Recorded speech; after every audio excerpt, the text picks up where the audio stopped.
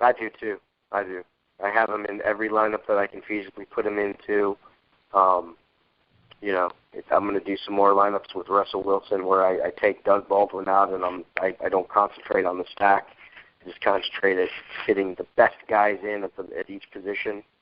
And sure.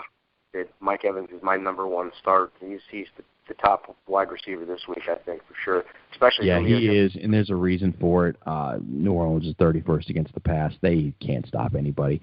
Evans is already over 1,000 yards in the season with 10 touchdowns, 76 receptions. You have to start the guy with 138 targets.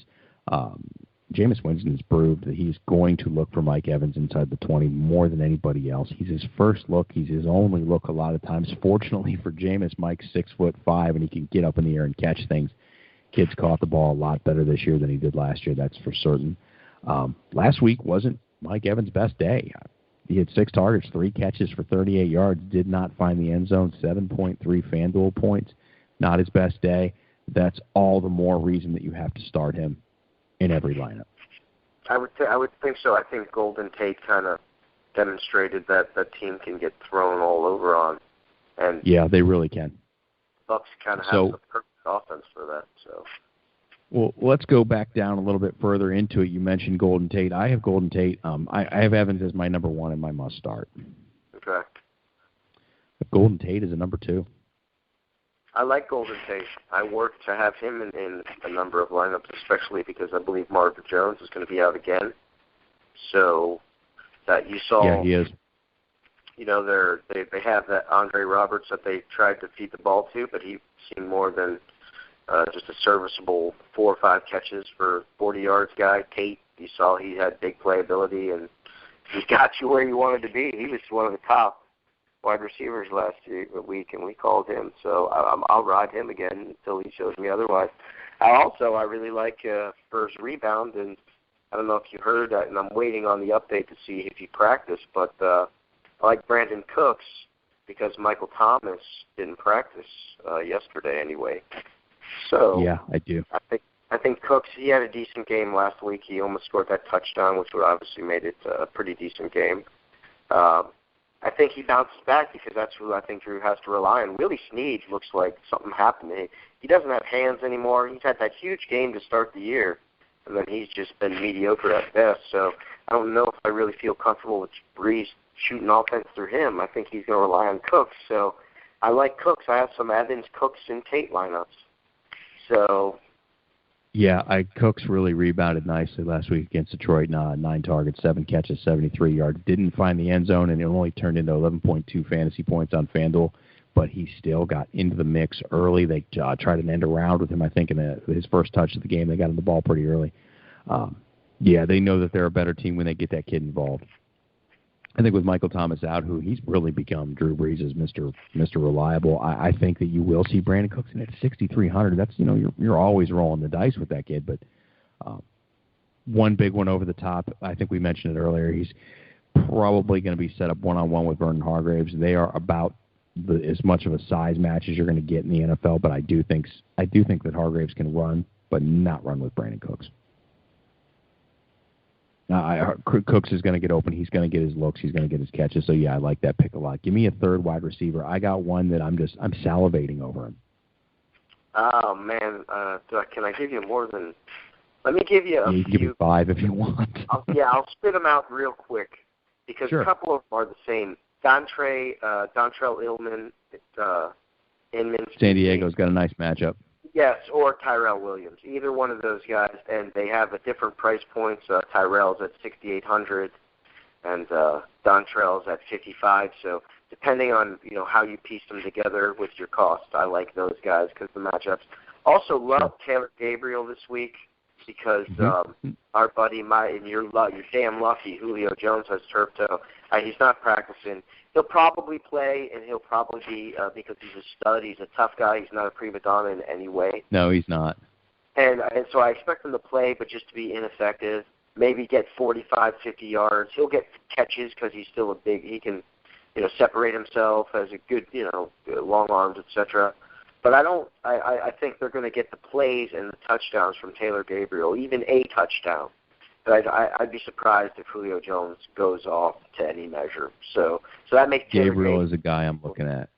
Yeah, as well. I have a number of lines, especially 5,400. They're still not giving him any credit. So, and then again, also. Go ahead. Go ahead. I was going to point out, too, that Taylor Gabriel against that Rams front four, which is fast and big and strong. That's a very good off our defensive line. I think one of the ways to really wear those guys down is you create chase plays like screens and end around and some trick plays. I love that bubble screen to Taylor Gabriel. Get these guys running and chasing. That takes a lot of pressure off Matt Ryan. What it also does is it helps them stretch the field on grass. So, yeah, I look for Gabriel to have a good game.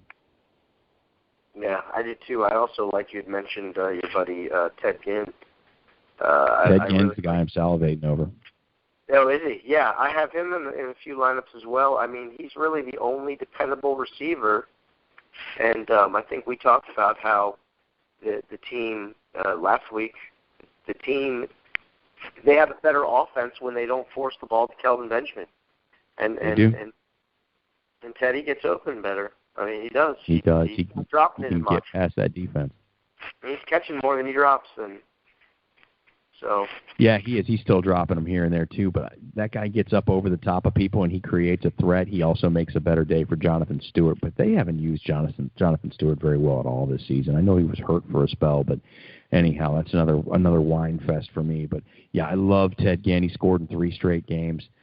This guy can take the top off the defense. I think that his price, he's pretty cheap, too. Is he in the 4,900 bracket? 4,700, and that's the reason why a lot of these guys that we just mentioned are really good as your number 3s because they're so cheap. Very rarely can you expect maybe 15, 17, even 20, or even a little more if Gabriel can go off because, like I said, he might if Julio Jones doesn't start, then Gabriel might have a huge game because Sanu is questionable as well. So. Yeah. It's the perfect climate because they won't have anyone else. So when you encounter these guys that are this cheap, even Golden Tate at 6,300, that's when you have to it's really valuable. It's almost so cheap it's creepy. Like it's almost too good to be true. Well, the matchups are there. Tate's matchup is a little hard because remember we've seen over the last few Chicago's defense isn't that bad. They don't have as bad. Their team is a little more. The joke is on their offense. When they're bad, they're really bad on offense. When Cutler's the quarterback, but no, don't disagree. So let's hit me with your best shot here on your wide receivers. We're going to move on to tight end. We're going to move on to a 4 o'clock real quick, and we're going to speed up because guess what? Your humble host tonight is pretty anxious to go cook dinner, drink a beer, and watch this Raiders-Chiefs game. Man, this is finally a Thursday night that's worth the shit to anyone. Anyway. It is, and it's the first game in 14 years in December that's mattered for the Oakland Raiders. That's really mattered. So, I'm jacked up, pumped. So let's fly through it and get some of this information out in the air. Quick, we can do this real quick. The other guy that I'm really high on that's sprinkled in my mix of I'm running 10 lineups right now is I like Demaryius Thomas. Demaryius Thomas, he seems to be the only guy catching passes worth the shit in Denver, even with the change in quarterback because of the injury. The matchup at Tennessee, and then we can just leave it at that. He's 6,900 as well. I'm going to say I don't. I don't love that Denver offense at all. It scares me on way too many levels. I don't. I like the Terrell Williams play in that price bracket at 6,800, 6,900. I like Terrell Williams. I think that you're going to see a shootout in San Diego, but I'll talk about that one quite a bit more on Saturday. Let's move on to tight ends. Sure. Like I said earlier, I'm focusing on stacks and the cost.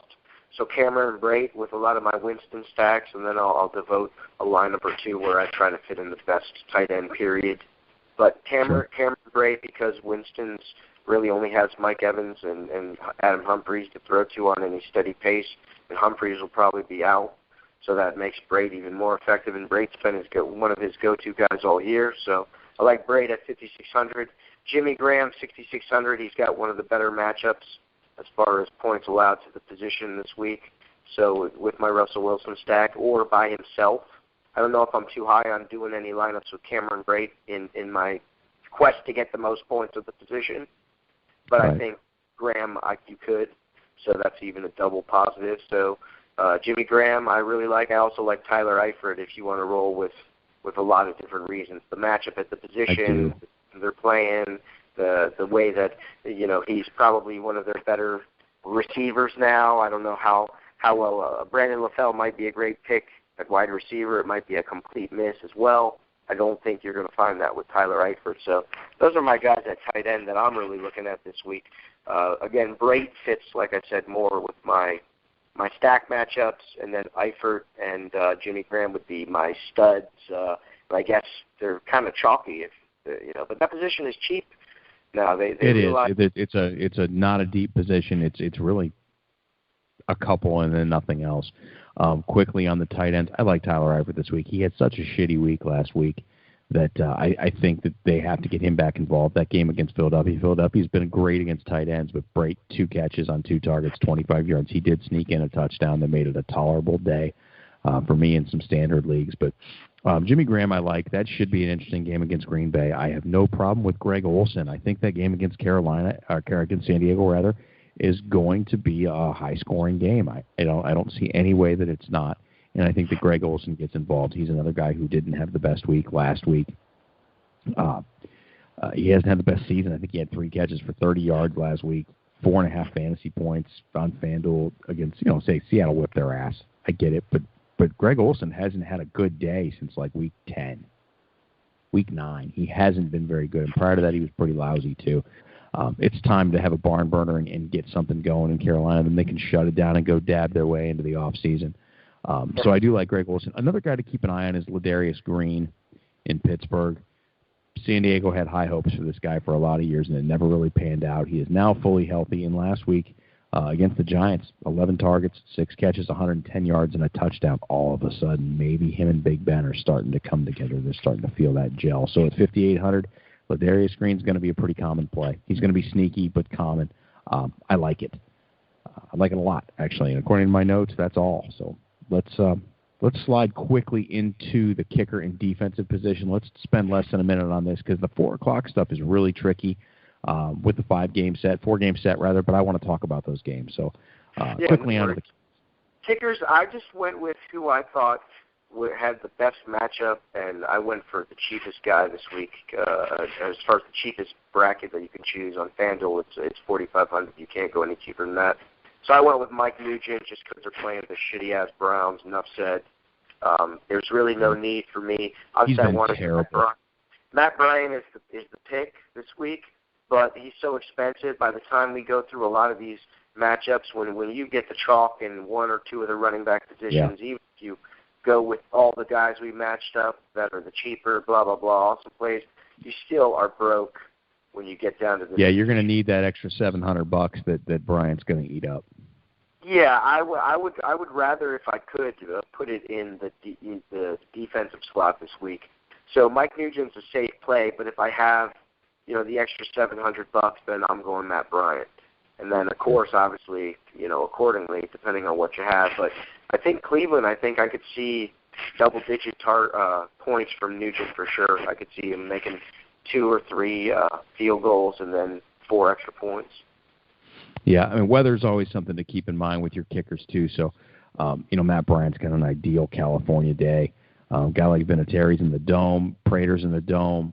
Will Lutz has not kicked well, but he is down here in Tampa, and it doesn't look like we're going to have any wind, or we're certainly not going to have any snow. So those are some possibilities, and again, you're getting into the $4,800 range. I do like your line of thinking here is just get cheap with the kicker. Find a guy who can nudge some points on the board and not eat up your whole wallet.